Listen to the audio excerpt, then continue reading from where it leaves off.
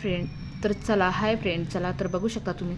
चला मी मस्तपैकी वटा वगैरे धुवून घेतलेला आहे आणि हे झाडं आहेत माझे देवांचे वगैरे सगळे.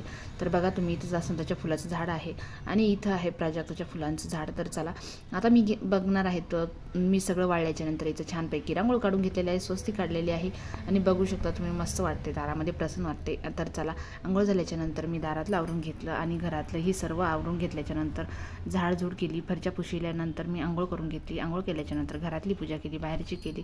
तर तुम्ही बघू शकता अशी मस्तपैकी मी पूजा केलेली आहे. आणि आमच्याकडे कृष्ण आहेत, तर बाळकृष्ण आहेत आमच्याकडे, छोटेसे पाळणं आणलेलं आहे माझ्या मिस्टरांनी.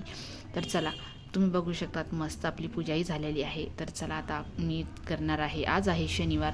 तर चला आज श्रावण शनिवार असल्यामुळं माझ्या मिस्टरांना, मुलांना आणि मला सर्वांना आज उपवास आहे. तर मुलीला टिफिन बनवून दिलेला आहे आणि मुलगी आहे 4th स्टँडर्डला आणि मुलगा आहे 10th स्टँडर्डला. तर चला आता मुलांनी धरलेला आहे उपवास. तर चला त्याला टिफिनला बनवून, तर चला उपवासाची तयारी केलेली आहे. बारीक मस्त बटाटा कापून घेतलेला आहे, साल काढलेला आहे त्याची. इथं हिरवी मिरची काढून घेतलेली आहे चवीनुसार, त्यामध्ये मीठ टाकून घेतलेलं होतं.